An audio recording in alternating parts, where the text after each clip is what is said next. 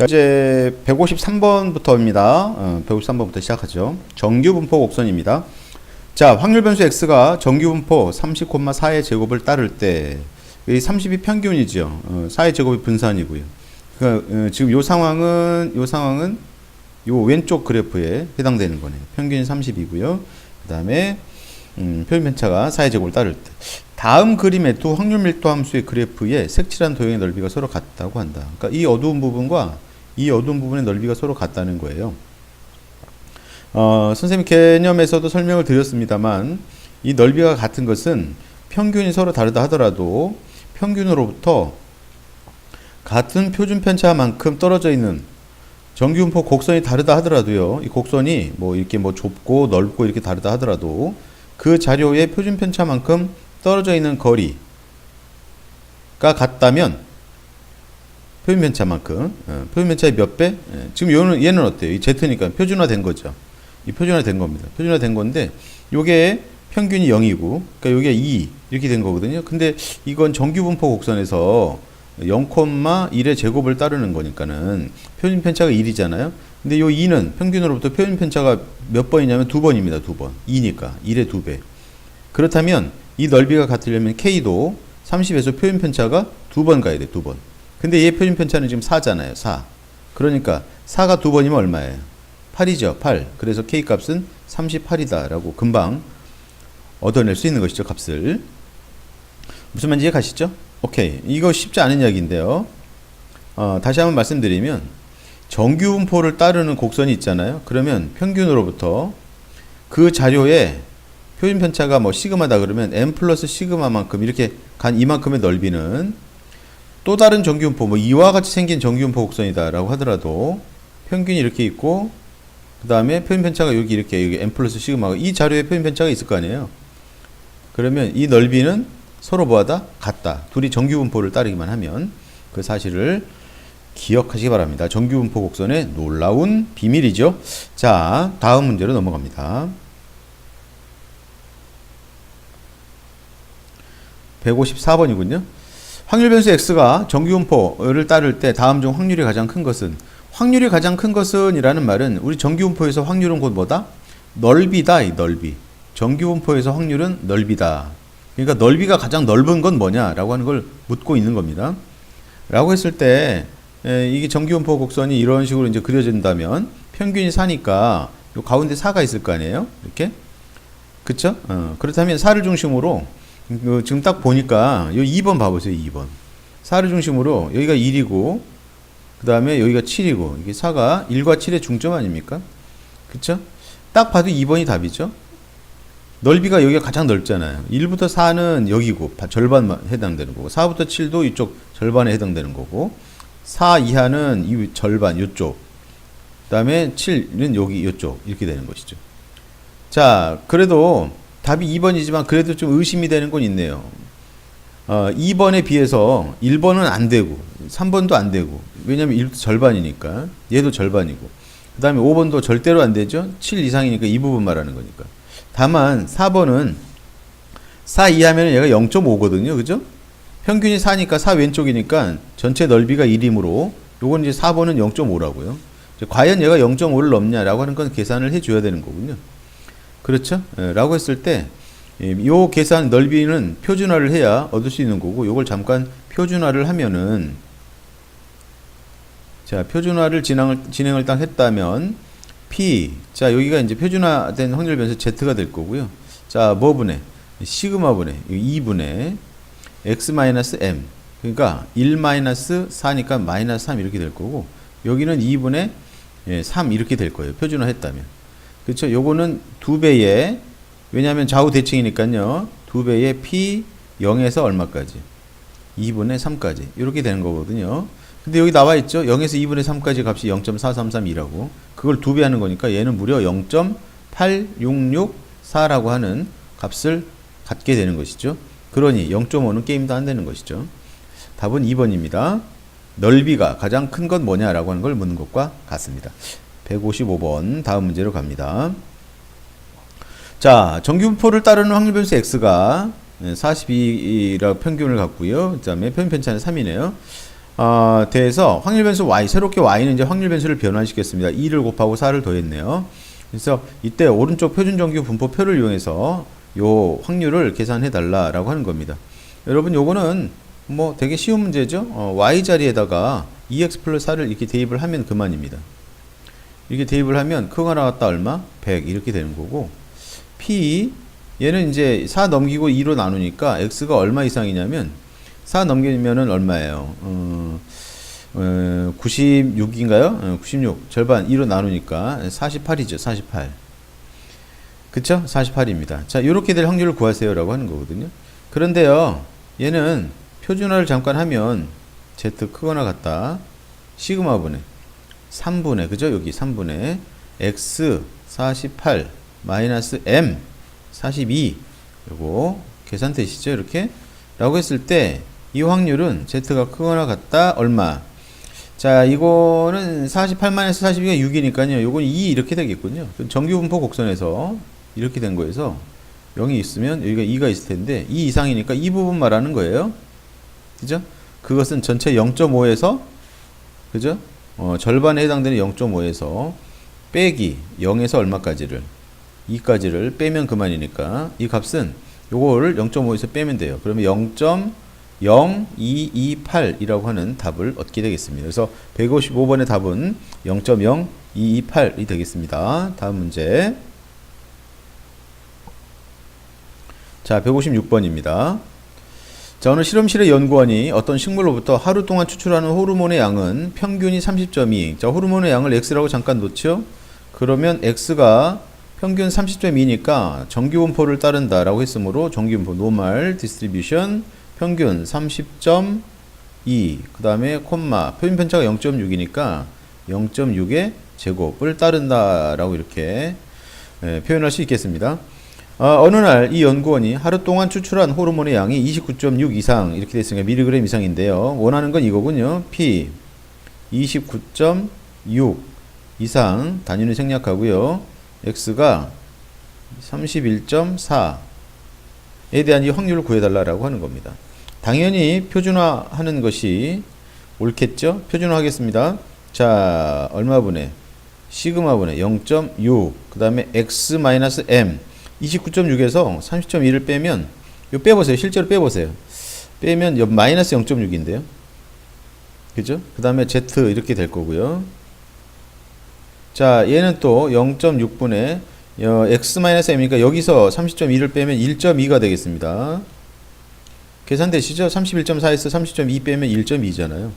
그러니까 결론은 이 값은 마이너스 1에서 z가 2까지니까 계산되시죠? 요거는 요런 거잖아요. 이렇게 그렸을 때 0부터 얼마까지? 2까지. 그 다음에 마이너스 1이 이쪽에 있지 않습니까? 마이너스 1. 여기하고 여기니까. 자, 그죠? 그래서 마이너스 1부터 0까지는 0부터 1까지 하고 똑같은 거니까 P 0에서 1까지에다가 그 다음에 0에서 2까지. 자, 이렇게 해서 계산을 하면 되는 것이죠. 0부터 1까지로 바꾼 건 좌우 대칭 때문에, 대칭성 때문에 이렇게 바꿨습니다. 그래서 여기 0.3413이고요. 0.3413이라고 이렇게 구해놓은 게 있으니까. 다음 0부터 2까지는 0부터 2까지, 2.0까지는 0.477이에요. 그죠? 그래서 0.4772를 더한 값이 답이 되는 것이죠. 요 계산 결과가 얼마예요? 8185가 되겠습니다. 5번이 정답이군요. 그쵸? 자, 다음 문제. 157번입니다. 어느 공장에서 생산된 음료수 500캔에 들어있는 내용물의 용량은 평균. 자, 내용물의 용량을 잠깐 X라고 놓죠. 그 다음에 X는요, 정규분포를 따른다고 했네요. 평균이 180. 그 다음에 콤마 4ml가 이제 표준 편차인 거죠. 표준 편차 4의 제곱을 따른다고 할 때.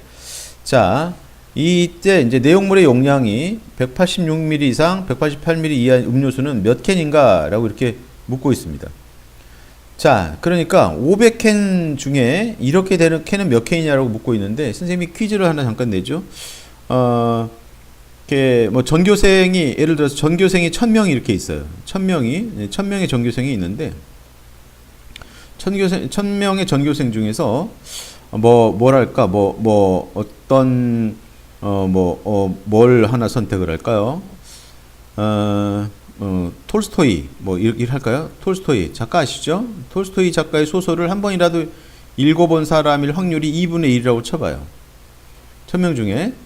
톨스토이 문학 작품을 한 권이라도 읽어본 사람일 확률이 2분의 1이다. 라고 한다면, 전체 몇 명이나 읽었을까요? 라고 하는 건 여러분 어때? 이거 퀴즈 같지도 않죠? 몇 명이에요? 500명이잖아요, 500명. 그 500명은 어떻게 해서 얻어진 거냐면, 전체 인원수에다가 확률을 곱하면 500이라고 하는 인원을 구하게 되는 것이죠. 마찬가지입니다, 여러분. 186ml 이상, 180ml 이하인 음료수는 몇 캔인가? 라고 했을 때, 여러분들은 전체 500캔에다가, 색깔 좀 바꿔보겠습니다. 전체 500캔에다가 곱하면 돼. 뭐를? 확률을 곱하면 돼요. 어떤 확률을요? 186 이상, 188 이하. 이거 곱하면 끝나는 거죠. 자, 500 곱하기, 자, 요거 확률을 계산하면 표준화 해야 되겠죠? 표준화를 했더니, 자, 가운데 Z로 바뀔 거고요. 표준화를 해봅시다. 자, 요거 표준화할 때, 요거 표준화된 확률 변수 계산하면은 Z분의, 시그마분의 4분의, 그죠? 말이 헛나왔습니다. 시그마 4분의 x-m, 그랬으니까 186에서 m을 빼니까 180 빼니까는 어때? 6인가요? 6? 그래서 얘는 2분의 3. 그죠? 2분의 3. 그러니까 1.5입니다. 그죠? 여기는 1.5가 들어가는 거고. 그렇다면 188은 얼마일까요? 라고 했을 때 188을 또 표준화하면 4분의 188에서 180 빼니까 8. 그래서 여기는 2 이렇게 되는군요. 1.5에서 2까지라고요. 오케이? 그렇죠. 그래서 이 계산을 마무리를 해보면 얘는 그래프에서 정기분포 곡선에서 표준 정기분포에서 여기 2가 있고 여기 1.5가 이렇게 있을 겁니다. 라고 했을 때 이 부분 원하는 거니까 전체 2까지에서 1.5까지를 빼면 되는 것이죠. 그러니까 얘는 500 곱하기 2까지가 0.477이거든요. 0.4772에서 얼마예요? 0.4332, 0.4332를 뺀 거에다가 500을 곱하면 되는 것이죠. 오케이? 상황 이해가실까요? 그렇죠. 그래서 요게 빼면은 이게 0. 얼마예요? 이 계산이. 0.044. 오케이. 500 곱하기 0.044. 이렇게 되겠네요. 그래서 22캔인가요? 이렇게 계산을 할 수가 있겠습니다. 어떤 상황인지 아시죠? 오케이. 다음 158번으로 넘어갑니다. 자, 158번입니다. 자, 요건 좀 상당히 중요한 문제입니다. 되게 유명한 문제죠. 800명을 모집하는 어느 대학의 입학시험에 4,000명이 응시하였다. 그러니까 4,000명 중에서 800명만 합격하는 거예요. 그러면 먼저 문제 이제 읽어보면 이제 대충 이런데 먼저 여러분들이 뭘 좀 생각해야 되냐면 자, 요렇게 여기에 800명, 4,000명이 다 모여 있어요. 이렇게 4,000명. 그래서 4,000명의 수험표를 다 걷어서 4,000장의 수험표를 여기다 다 넣었다고 생각해 보세요. 수험표. 자, 수험표가 여기 다 모여 있습니다. 그래서 여기서 눈을 감고 손을 딱 집어넣어서 한 장을 딱 골라냈을 때, 한 장을 딱 꺼냈을 때, 얘가 합격자일 확률은 얼마일까요? 얘가 합격자일 확률은 얼마일까요? 라고 했을 때 4,000분의 얼마냐면 800이잖아요. 800. 그쵸? 그래서 얘는 약분하면은 4, 5, 20 4, 5, 20이 또 뭐야? 8, 5, 40이지. 바보 아니야? 8, 5, 40, 5분의 1입니다. 그러니까 0.2인가요? 그치? 합격자일 확률이 0.2라는 거예요. 합격자일 0.2. 그러니까 상위 0.2만, 0.2. 그러니까 20%만 합격생이다라고 하는 것이죠. 그래서 무슨 생각을 해야 되냐면 표준 정규 분포 곡선에서요. 여기 이제 0이 있잖아요. 라고 했을 때 상위 몇 퍼센트? 20%만 합격자니까 여기에 이렇게 쭉 선을 그어서 요 넓이가 0.2가 되는 요 Z값을 우리가 알아낼 수가 있다고. 요 부분 되게 중요합니다, 여러분. 지금 선생님이 이야기한 게 800명 모집하는데 4,000명 응시했다. 그럼 4,000분의 800이 0.2고 요게 상위 합격자들의 모임이 되는 것이죠. 여기가. 오케이? 그래요. 이렇게 되는 거라고. 요건 Z값이고 이 Z값은 시그마분의 x-m이잖아요. 그치? 라고 했을 때 요 표현에서 여러분 요 x가 바로 요 x 있죠? 요 x? 요 x가 바로 시험 점수의 원점수가 된다는 사실을 이해하셔야 됩니다. 오케이? 그치. 여기에 딱 여기가 지금 상위 20%인데 여기에 있는 사람은 뭐라고 할 수 있어요? 커트라인에 딱 걸린 꼴찌로 합격한 사람이 여기 있다고 보면 되는 거죠. 이게 아주 극상이고요. 대충 어떻게 이해가 갈까요? 그렇죠. 이렇게 된 거예요. 그래서 시험 성적이 정기분포를 따르는데 시험 성적 X가 정기분포 뭐죠? 평균이 248, 65의 제곱을 따르는 거예요. 제곱을 따르는데, 야, 이거 되게 중요한데, 이렇게 됐을 때, 그때 이 합격자의 최저 점수를 구하세요. 즉, 커트라인에 턱걸이 한 사람, 점수가 몇 점이냐, 요걸 계산해 달라고 하는 거예요. 라고 했을 때, 여러분, 여기가 0점이면 여기가 얼마겠어요? 0.3이겠죠? 전체 이쪽 절반 넓이가 0.5니까. 이게 0.3이므로 0.3에 해당되는 요 Z값을 찾아내면 되는 거예요. 그런데, 문제에서 정기분포 표를 줘야 되는데 표를 안 주고 이 값을 줬어요. 그러니까 여기 0.3 보이세요? 그러니까 여기가 0.3이고 그때 Z값이 0.84라는 뜻이죠. 여기에 Z값이 0.84라는 뜻이에요. 여기가 0.84 여기가. 그래서 0부터 0.84까지의 넓이가 0.3이다 라고 이렇게 준 거니까요. 오케이? 이해 가십니까? 그렇지. 따라서 요 끝에 있는 커트라인에 딱 걸린 사람의 점수는 요 시그마가 65고 m이 248이니까 65분의 x-248 요게 z값이거든요. 요게 0.84라는 뜻이에요.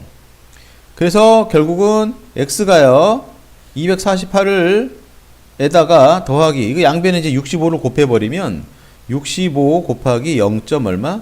84라고 하는 계산. 요게 이제 합격 최저점 겨우 합격한 맨 마지막 꼴찌로 합격한 사람의 점수가 되는 것이죠.